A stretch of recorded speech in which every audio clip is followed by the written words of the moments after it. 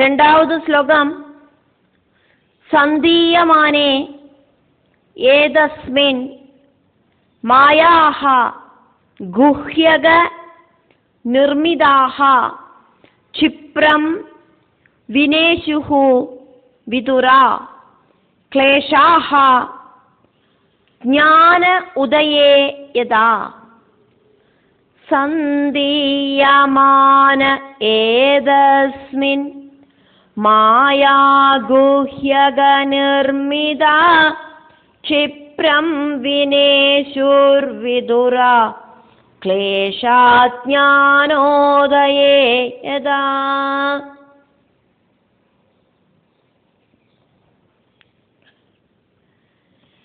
ஏதஸ்மின் நாராயணாஸ்திரம் அப்படிங்கிறது சந்தீயமானே நன்னா தொடுக்கப்பட்டோன, குஹ்யக நிர்மிதாக யக்ஷர்களால உண்டாக்கப்பட்ட, மாயாஹா மாயாஜால பிரயோகம் எல்லாமே வினேஷுகு இல்லாம ஆயிடுத்து.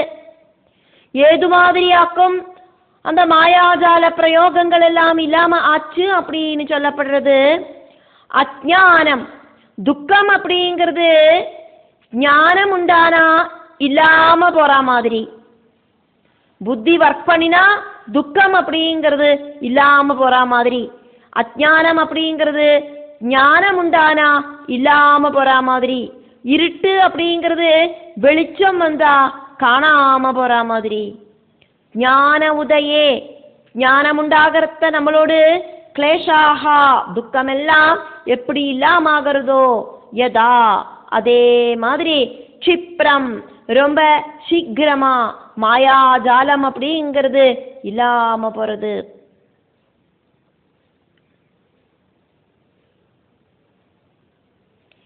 நாராயணாஸ்திரம் துருவன் தொடுத்து விட்ட உடனே யட்சர்கள் அவளோடு மாயகள் எல்லாம் யட்ச மாயகள் எல்லாம் சர்வவும் நகர்ந்து போயிடுத்து.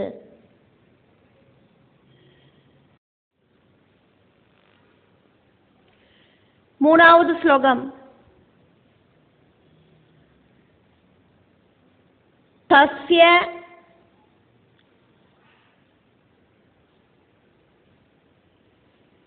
ஆர்ஷ அஸ்திரம் தனுஷி பிரயுஞ்ஞதஹ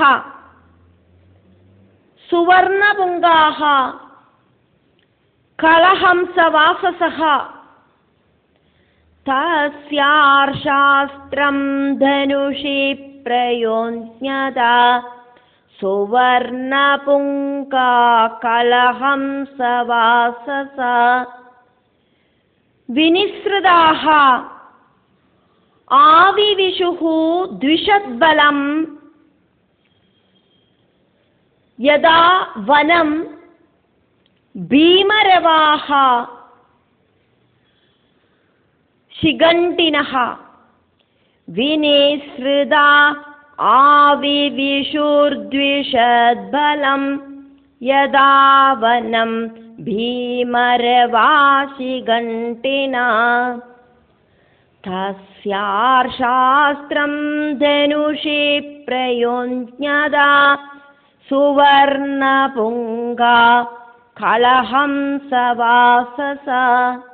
வினிஸ்ருதா ஆவிவிஷுர்த்விஷத்பலம் யதா வனம் பீமரவா சிகண்டினா.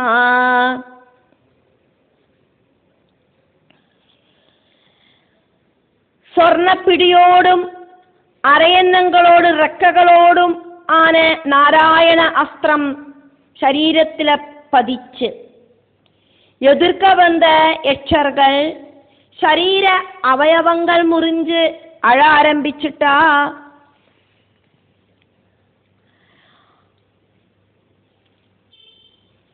ரொம்ப ரொம்ப ஜாஸ்தியான ரஜோகுணமாக்கும் துருவனுக்கு உள்ளது. காரணம் துருவன் க்ஷத்ரிய வம்சத்தில் பிறந்தவராக்கும். அத்தியதிகமான துருவனோடு ரஜோகுணம் பிரகடமாகிறதையாக்கும் நம்ம இங்க பார்க்கிறோம். பகவானை பிரத்யட்சமாயிட்டு பார்த்த துருவன் நாராயணா நாராயணா அப்படிங்கிற நாம அஸ்திரங்கள் பிரயோகிக்கிறதுக்கு பகரம் இங்க யுத்தத்துக்காயிட்டு நாராயணாஸ்திரம் பிரயோகிக்கிறதுக்கு ரெடியானதையாக்கும் நம்ம பார்த்தோம். நாராயண மந்திரம் ஜெபிச்சு ஜெபிச்சு இந்திரியங்களை அடக்கி கோபங்களை அடக்கிறதுக்கு சாதிக்கும். இருந்துட்டு கூடியும் துருவன் அதை செய்யலை. கஷ்டம் கஷ்டம். ஆர்ஷ அஸ்திரம், நாராயண ரிஷியோடு அஸ்திரம். தனுஷி வில்லில பிரயுஜ்ஞதா தொடுத்து விடுறவனான தஸ்யா அந்த துருவனோடு. சுவர்ண புங்காஹா மின்னித்தலங்கிற சொர்ணத்தால இருக்கிற ஹேண்டில் பிடி இருக்கிற அந்த அஸ்திரம். கலஹம்சவாசா ரொம்ப அழகா இருக்கிற அரையன்னங்களோடு ரெக்கைகள் அந்த அஸ்திரத்தோடு பிடியில அலங்காரமாயிட்டு கட்டப்பட்டிருக்கு. அஸ்திரத்துக்கு வஸ்திரம் கெட்டின மாதிரியாக்கும் டெக்கரேட் செய்யப்பட்டிருக்கு. சொர்ண பிடி இருக்கிற அரையன்னங்களோடு ரெக்கையால டெக்கரேட் செய்யப்பட்ட அஸ்திரங்கள். வினிஸ்ருதாகா சீறி பாஞ்சது. ரொம்ப ஃபாஸ்ட் ஆயிட்டு அது சீறி பாயறதுக்கு வேண்டிட்டாயிட்டும் இதுல ரெக்கைகளை கெட்டினதாயிட்டு நம்ம இங்க நினைச்சுக்கலாம். ஏது மாதிரியாக்கும் அப்படின்னு சொல்லப்படுறது த்விஷத்பலம், துவேஷத்தோடு கூடின சத்ருக்களோடு டீமுக்கு, ஆப்போசிட் டீமுக்கு, யட்சர்களோடு சைன்யத்துக்கு நேர ஆவி விஷுகு கூட்டம் கூட்டமாயிட்டு நாராயண அஸ்திரங்கள் சீறி பாஞ்சு பிரவேசனம் பண்ணிட்டு. துருவன் நாராயண ரிஷியோடு அஸ்திரம் ஒரு அஸ்திரம் தான் தொடுத்து விட்டார். நிறைய அஸ்திரங்கள் அவர் தொடுக்கலை, ஒரே ஒரு நாராயண அஸ்திரம் தொடுத்து விட்டார். அந்த ஒரே ஒரு அஸ்திரம் பல பல அஸ்திரங்களாயிட்டு தீர்ந்தது. எത്ര அளவுக்கு யட்சர்கள் இருந்தாலோ அந்த அளவுக்கு அஸ்திரங்களாயிட்டு தீர்ந்து சத்ருக்களோடு நேர அது சீறி பாஞ்சுது. 10வது சாப்டர்ல 12வது ஸ்லோகத்துல நம்ம பார்த்தோம் 1,30,000 யட்சர்கள் இருக்கா அப்படின்னு. அதனால 1,30,000 யட்சர்களோடு நேர இந்த நாராயண அஸ்திரம் 1,30,000 அஸ்திரங்களாயிட்டு சீறி பாஞ்சுது. துருவன் அனுப்பினது ஒரே ஒரு நாராயண அஸ்திரம். அந்த ஒரே ஒரு நாராயண அஸ்திரம் 1,30,000 அஸ்திரங்களாயிட்டு மாறிட்டு யட்சர்களோடு மேல பதிச்சுது. சீறி பாஞ்சு போச்சு அவளோட மேல பதிக்கிறதுக்காயிட்டு. பீமரவாஹா பெரிய சத்தத்தோடு கூடிட்டு, சிகண்டினஹா மயிலுகளோடு, சிரசில அலங்காரமாயிட்டு முடி உயர்ந்து நிற்கிறதுனாலேயாக்கும் மயிலுகளுக்கு சிகண்டினஹா அப்படின்னு பேரு வந்தது. வனம் கூட்டம் கூட்டமாயிட்டு மயிலுகள் எப்படி ஆக்குமோ வனத்துல பிரவேசனம் பாஞ்சு ஓடி நடக்கிறது அதே மாதிரி அதே மாதிரி துருவன் வில்லுல நாராயணாஸ்திரம் தொடுத்து விட்டோன மயிலுகள் கூட்டம் கூட்டமாயிட்டு வனத்துல ஓடி போற மாதிரி இந்த நாராயணாஸ்திரம் குடுகுடுன்னு ஓடி போச்சு. சத்ருக்களோடு நேர அதி ஸ்பீடாயிட்டு பாஞ்சு கயறித்து அப்படின்னாக்கும் இங்க சொல்லப்படுறது. இங்க மயிலுகளை எக்ஸாம்பிளுக்கு சொல்லப்படுறது. அந்த மயிலுகளுக்கு சிரசில அழகான ஒரு கொண்ட மாதிரி நிற்கிறது. அதே மாதிரி மயில்களோடு அந்த தூவல் எல்லாம் நல்ல நீட்டமா நிற்கிறது. இதெல்லாம் இந்த நாராயணாஸ்திரத்துக்கு பொருந்துறது அப்படிங்கிறதுனாலேயாக்கும் மயில இங்க எக்ஸாம்பிளுக்கு சொன்னது. நாராயணாஸ்திரத்தை பார்க்கறதுக்கு மயில் மாதிரி இருந்தது. நிறைய நிறைய மயில்கள் ஒரு சேர கூட்டமா ஓடி போனா எப்படி இருக்கும் அதே மாதிரி ஒரு நாராயணாஸ்திரம் தொடுத்து விட்டோன ஆயிரக்கணக்குக்கு மயில்கள் ஓடுற மாதிரி, லட்சக்கணக்குக்கு மயில்கள் ஒரு சேர ஓடுற மாதிரி அங்க தோணித்து.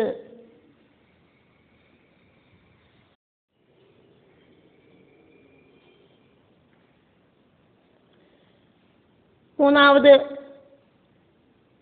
ஸ்லோகத்தில் நம்ம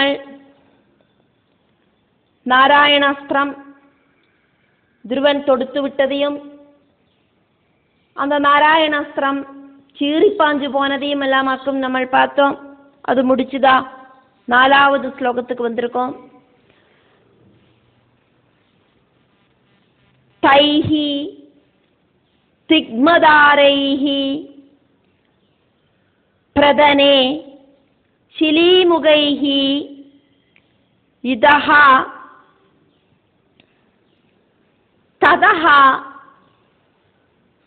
पुण्यजना उपद्रुताः तम् अभ्यधावन् कुपिता उदायुधाः सुपर्णम् उन्नद्धफणाः इव अहयः तैस्तिग्मधारैः प्रदाने शिलीमुगैरिदस्तद पुण्यजना उपद्रुता तमभ्यधावन् कुपिता उदायुधा सुवर्णमुन्नद्धफणा इवाहया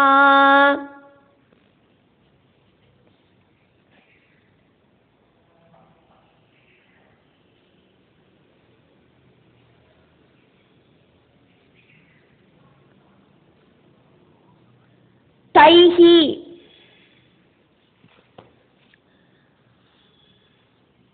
ध्रुवराजकुमारनोடு திக்மதாரைஹி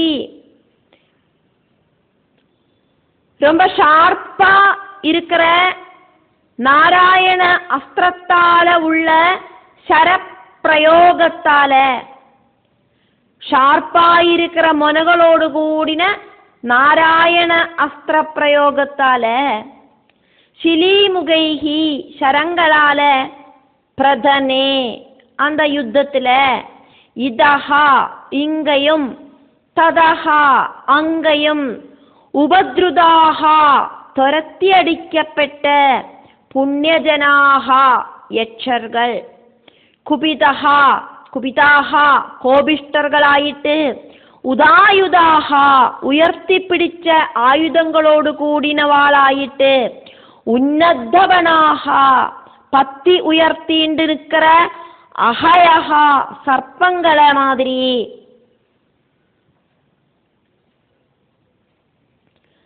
சுபர்ணம் இவா கருடனுக்கு நேர சீரிப்பாஞ்சு பத்தி உயர்த்திண்டு வர சர்ப்பங்களை மாதிரி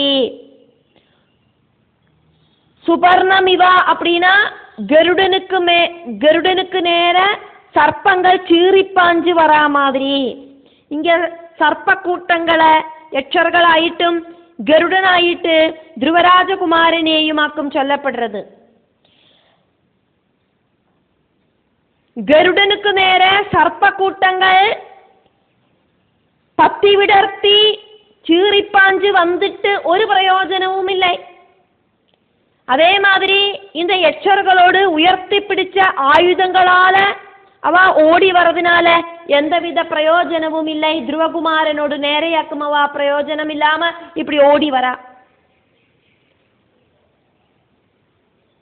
சர்ப்பங்களுக்கு ஒருபோதும் கருடன் கிட்ட ஜெயிக்கிறதுக்கு சாதிக்காது. அதனாலேயாக்கும் இங்க கருடனை ധ്രുവനായിട്ടും சர்ப்பங்களை யட்சர்களாയിട്ടുம் உபமைக்கு சொன்னது.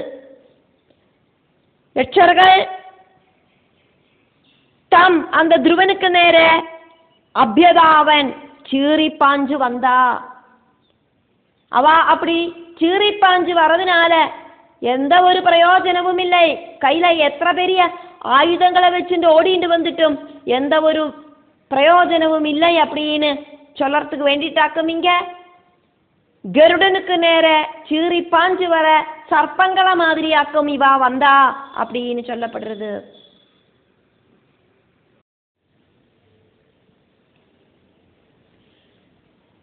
அஞ்சாவது ஸ்லோகம். சஹ தான் பிருஷத்கைஹி அபிதாவதஹா மிருதே நிகிருத்த பாஹு ஊரு சிரோதர உதரான் நிநாய லோகம் பரம் அர்க்கமண்டலம் விரஜந்தி நிர்பித்ய யம் ஊர்த்வரேதசஹ சதான் பிருஷத்கைரபிதாவதோ மிருதே நிகிருத்த ബാഹൂരുശിരോധരോധരാൻ നിനായ ലോകം പരമർക്കമണ്ഡലം വ്രജന്തി നിർഭേദ്യ യമൂർധ്വരേതസാ.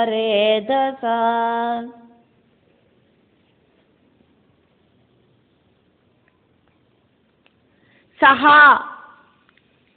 ധ്രുവരാജകുമാരൻ നാരായണ അസ്ത്രത്തെ தொடுத்துவிட்ட அந்த ധ്രുവരാജകുമാരൻ മൃദേ യുദ്ധത്തിലെ ഉയർത്തി പിടിച്ച ആയുധങ്ങളോട് കൂടിയിട്ട് ഗരുഡനുക്ക് നേരെ തലയുയർത്തിണ്ട് ചീറിപ്പാഞ്ച് വരെ സർപ്പങ്ങളെ മാതിരി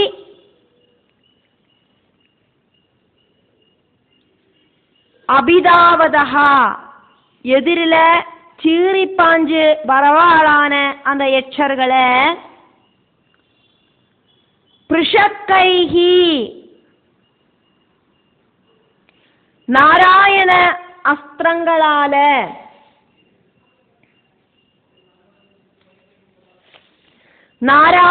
அஸ்திரங்களால നികൃത്ത നന്ന ശരീരത്തിലെ കീറി മുറിച്ചാർ.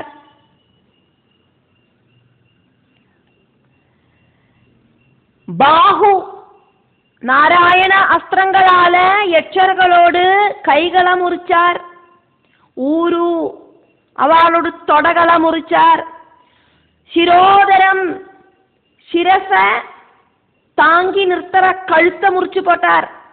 ഉദരാൻ വയറും നെഞ്ചുമെല്ലാം മുറിച്ചു പോട്ടാർ. പല പല ശരീര അവയവങ്ങളെയും മുറിച്ചു പോട്ടുണ്ട്. அந்த நாராயண அஸ்திரம் இப்படி சீறி பாஞ்சு போச்சு. அப்படி இருக்கிற சரீரமெல்லாம் முறிஞ்சு நிற்கிற அந்த யட்சர்களை சஹா அந்த ധ്രുവരാജകുമാരൻ பரலோகம் பரம் லோகம் பூமிக்கு அப்பாற்பட்ட பூமிக்கு மேலே இருக்கிற பரலோகத்துக்கு நினாயா சொல்லி அனுப்பினார்.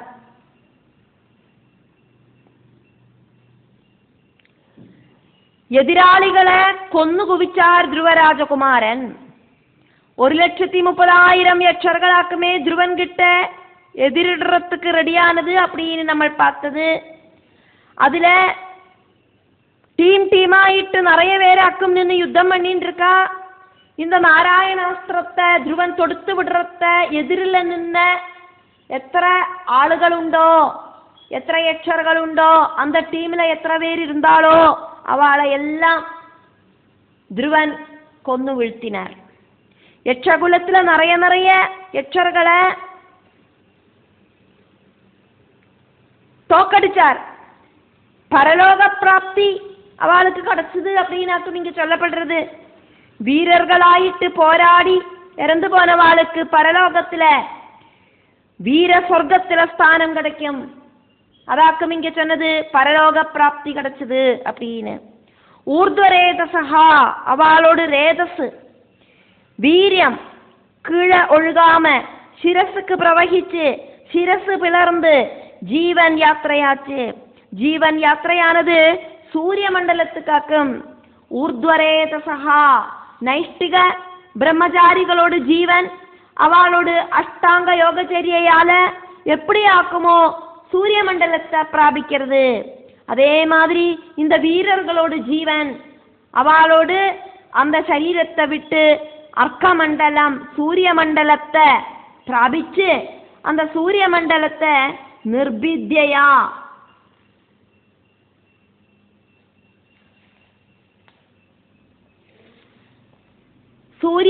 சூரிய மண்டலத்தை நிர்பித்யா മുറിച്ചു കടന്ന് സൂര്യമണ്ഡലത്തെ താണ്ടി യം വ്രജന്തി ഏതൊരു നൈഷ്ഠിക ബ്രഹ്മചാരിയാക്കുമോ ഊർധ്വലോകத்துக்கு സൂര്യമണ്ഡലത്തെ கடந்து போவர். அதே மாதிரி இந்த யட்சர்கள் எல்லாம் ധ്രുവകുമാരനോട് அந்த நாராயண அஸ்திரம் சரீரத்துல பதிச்சு சூரிய மண்டலத்துக்கு அப்பாற்பட்ட ஊர்துவலோகத்துக்கு போனா, பரலோக பிராப்தி அடைஞ்சா அந்த யட்சர்கள் வீர சொர்க்கம் பிராபிச்சா. யம் அப்படின்னா ஏதொரு லோகத்துக்கு ஆக்குமோ, விரஜந்தி போராளோ அப்படின்னு அர்த்தம். அஷ்டாங்க சித்தி வழியா நைஷ்டிக பிரம்மச்சாரிகள் சூரிய மண்டலத்துக்கு போயிட்டு அந்த சூரிய மண்டலத்தை பேதிச்சு சூரிய மண்டலத்துக்கு அப்பாற்பட்ட ஊர்துவலோகத்துக்கு போவாளே, அப்படி இருக்கிற சிரேஷ்டமான ஸ்தானத்துக்கு திருவகுமாரன் இந்த யட்சர்களை எல்லாம் சொல்லி அனுப்பினார். அஷ்டாங்க சித்திகள் ஒன்றும் இல்லாதக்கே நிறைய யட்சர்கள் வீர சொர்க்கம் பிராபிச்சா.